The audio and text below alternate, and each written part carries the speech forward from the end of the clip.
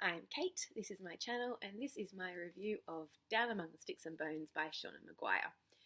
I wasn't sure I was going to like this book because I couldn't remember the first one very well. I knew I liked it, but I couldn't remember why, so I wasn't convinced I was going to like this one, and then I did.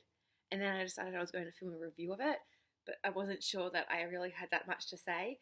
And then I sat down and filmed a video that was 13 minutes of me rambling at the screen. So I've gone away, I've had lunch, and I've decided I'm going to try again, and this time I'm only going to address 3 things: plot, tone, themes. So, plot. This is the second book in the Wayward Children's series, and the first book was kind of about a school where children who had gone to portal fantasy worlds like Alice in Wonderland or Dorothy in Oz have come back to the real world, desperately want to return to their own world but can't figure out how, and their families don't know how to deal with them, so they get sent to this special school. That was the first one. This one is sort of like a backstory kind of thing about 2 of the characters, 2 of the teenagers who are at that school, Jack and Jill, who are twin sisters, who are very, very different from each other, and the world that they went to. So that's essentially what this is about. Yeah, that's what it's about. So, tone. I was amazed by the tone of this book and the way it was maintained throughout and didn't get cloying. You remember the tone of the very first chapter of Harry Potter and the Philosopher's Stone. You know, Mr. and Mrs. Dursley, number 12, Privet Drive, were proud to say they were perfectly normal, thank you very much.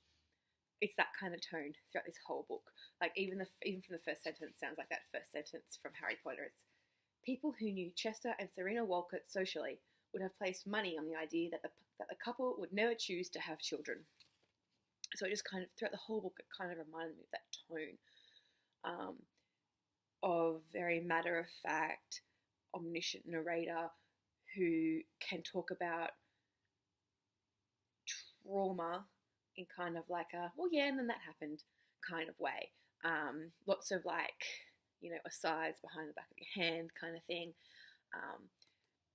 which was, yeah, like I said, it could get really frustrating and annoying and cloying, but Seanan McGuire is an amazing writer, and she pulled it off to the point where some of the things that were written, some of the phrases and images were so powerful and so beautiful and so tragic that I was like on the verge of tears several times, and not for plot things, just for writing and the insights that she had throughout this, you know, quite short little novella.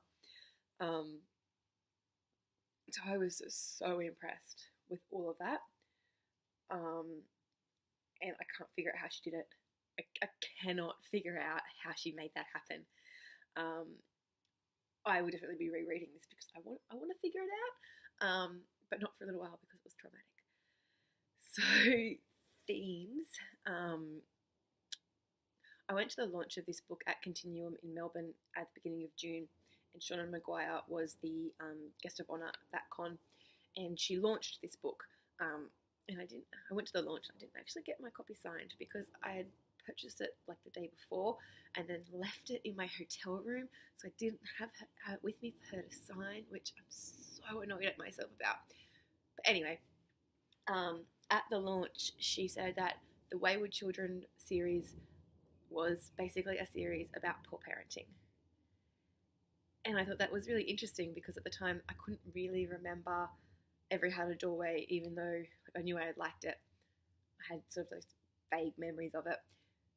But then when I read this, it's all I could think about was that this is a book about poor parenting, and the parents of Jack and Jill, the twin girls in this book, are terrible, and they break them.